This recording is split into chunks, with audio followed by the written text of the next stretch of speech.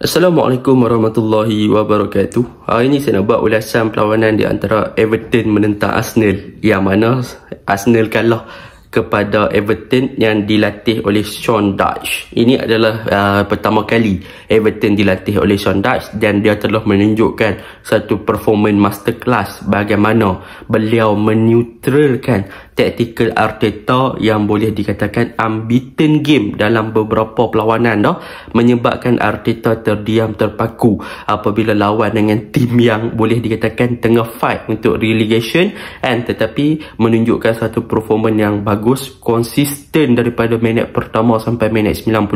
Organize satu tim tu memang sangat compact, sangat bagus. In dan out position mereka pun bagus. So memang boleh saya katakan Sean Dyche telah menunjukkan yang dia apabila dapat typical midfield ataupun typical player yang ada fizikal yang bagus, dan juga boleh dikatakan aggressiveness yang ditunjukkan oleh pemain-pemain Everton yang bagus secara bertahan, maka dia boleh jalankan taktikal dia dengan sangat baik, dan benda tu tersebut telah meneutralkan dan menyebabkan taktikal Arteta tak boleh nak bergerak, dan mereka tak boleh nak build up dalam kawasan half space, dan juga tak boleh nak bermain dengan terlalu narrow, menyebabkan mereka terpaksa push untuk cuba attack di bahagian wide area menggunakan Saka dan juga Martinelli untuk create 1v1 punya situation.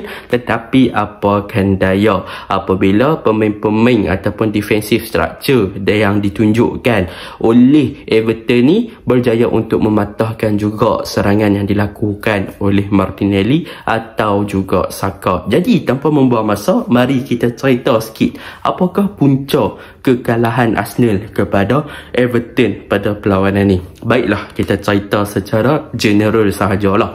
Okey, Everton semalam kalau kita lihat dia turun dengan 4-5-1, iaitu mereka letak back 4, mereka overload bahagian tengah, dan mereka letak Dominic Calvert-Lewin di bahagian hadapan sebagai seorang attacker pressure, yang mana dia akan melakukan pressing kepada centre back pasukan Arsenal sama ada Saliba dan sebagainya, ataupun dia akan attack bahagian Zinchenko, ataupun dia akan attack bahagian tengah pasukan Arsenal, Xhaka ataupun Partey, untuk menyukarkan pemain-pemain Arsenal untuk build up from the back ataupun daripada bawah lah. Jadi apa yang bestnya tentang back 4 ataupun apa yang bestnya tentang defensif ataupun corak ataupun struktur bertahan yang ditunjukkan oleh Sean Dyche ni, untuk memastikan yang Arsenal tak boleh nak create the game dan tak boleh nak memanfaatkan half space, dan tak boleh nak bermain dengan terlalu narrow. Sebab apa? Sebab mereka selalunya mereka akan attack menggunakan bahagian tengah. Xhaka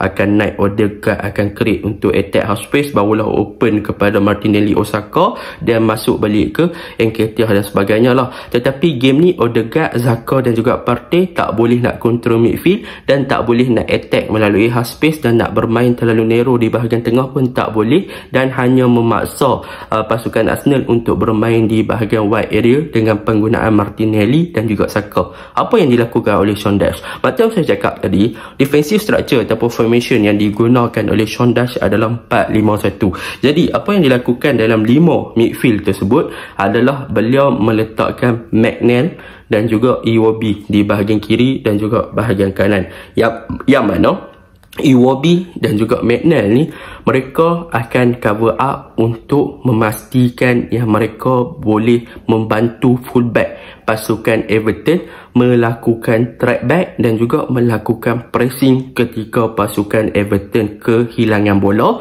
ataupun waktu Arsenal tengah pegang bola.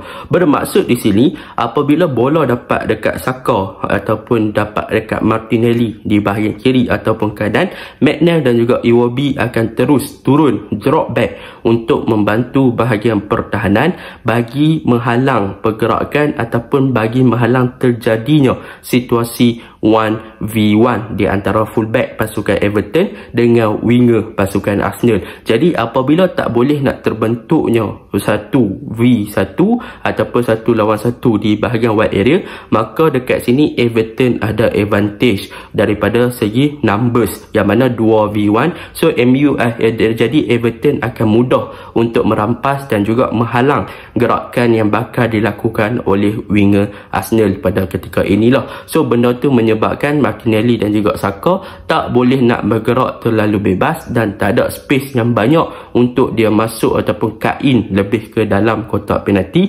ataupun nak penetrate wide area Everton. Dan dalam pada masa yang sama, kenapa Arsenal punya midfield Odegaard ke Partey ke Xhaka ke tak bagi bantuan? Sebabnya adalah kerana macam saya cakap tadi, Everton guna 5 midfield. Jadi 3 midfield ataupun 3 gelandangan ataupun midfield pasukan Everton di bahagian tengah ni, mereka telah menyebabkan bahagian tengah pada perlawanan semalam dikawal rapi dengan man to man marking, iaitu Xhaka dijaga oleh Onana dan sebagainya. Jadi di bahagian tengah ni dah kena mark 3 versus 3. So seorang satu, and satu dengan Xhaka, satu dengan Partey, satu dengan Odegaard. So apabila dalam konsep man to man marking ni, dia telah menyebabkan Arsenal pun tak boleh nak create space dan movement pasukan Arsenal pun terlalu terbatas. Jadi disebabkan itulah pada perlawanan semalam kita boleh nampak yang Odegaard dan juga Saka, terutamanya di bahagian kanan pasukan Arsenal, Odegaard akan banyak drop sampai ke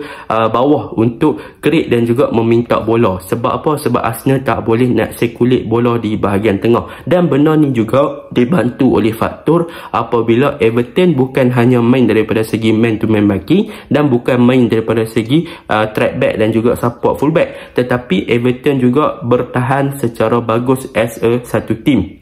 Mereka sangat-sangat organize dan dalam pada masa yang sama mereka juga melakukan pressing ke atas pemain-pemain Arsenal apabila Arsenal cuba nak build up daripada bawah, sehingga Arsenal banyak buat mistake dengan kehilangan bola dengan simple lah. So kita boleh tengok antara player yang rajin yang menunjukkan kesungguhan bila melakukan pressing oleh Everton ni adalah Onana.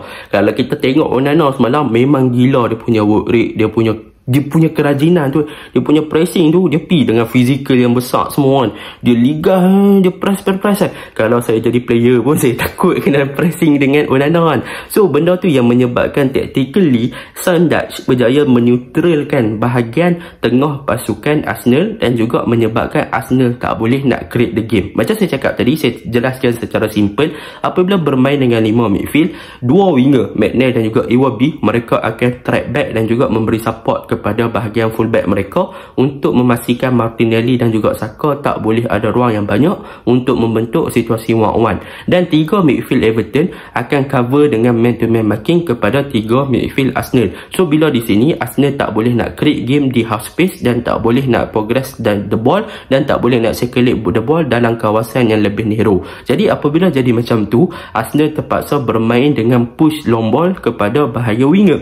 Tetapi macam saya cakap, bila Arsenal push bola kepada bahagian winger, bahagian fullback dan juga wing daripada pemain-pemain Everton dah cover up bahagian tersebut, menyebabkan Arsenal pun tak boleh nak create banyak lagi game. So senang kata memang defensive structure Everton sangat superb dan berjaya untuk memastikan yang Arsenal menghadapi masalah kepada corak permainan yang dilakukan oleh mereka pada perlawanan semalam. Sebab apa jadi macam tu? Sebab Arsenal macam kita tahu, kalau mereka dalam in term of attacking ataupun dalam build up phase ataupun fasa build up, Arsenal akan bermain dengan Zinchenko akan masuk lebih ke bahagian tengah ataupun inverted lah, ataupun sama ada wide pun boleh jadi inverted. So mereka akan overload di bahagian tengah dengan 5 orang, so Saliba dan juga Gabriel di belakang. So apabila jadi macam tu, mereka akan ada numbers of player di bahagian tengah. Jadi apa yang dilakukan oleh Sean Dyche adalah dia untuk memastikan yang Arsenal tak boleh nak create game di bahagian tengah, dia menetralkan dengan memberi bilangan yang lebih kurang sama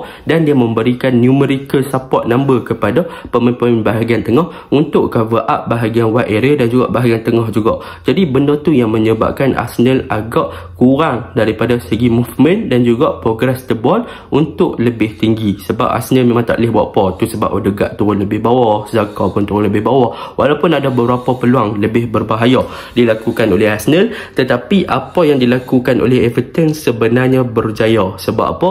Sebab kalau kita tengok daripada XG ataupun senang cerita daripada statistik daripada mengancam pihak lawan lah, daripada segi untuk chances gol, memang peratus XG gol untuk Everton adalah lebih tinggi, and so memang Arsenal dia kurang gila expected goal untuk game ni, sebab mereka tak boleh nak create peluang pun melalui gerakan yang dilakukan. Nketiah pun untuk game ni memang tak ada ruang yang banyak untuk dia masuk dan juga untuk dia lepaskan diri daripada marking yang dilakukan oleh pemain-pemain Everton. So overall boleh saya katakan Sean Dyche secara cara bertahan sebab dia ada player yang mempunyai fizikal yang bagus, dan dia ada player yang mempunyai defensive minded yang bagus. Sebab itulah Arsenal tak boleh keluar daripada kepempungan yang dilakukan oleh Sean Dyche kepada pasukan Everton. So that is about mentality jugalah kan, sebab lagi satu, Everton nak fight for relegation. So apabila ada defensive minded punya player yang memang boleh buat kerja, mereka depends on counter lah, dan dalam masa yang sama set pieces mereka berjaya manfaatkan. Kalau semalam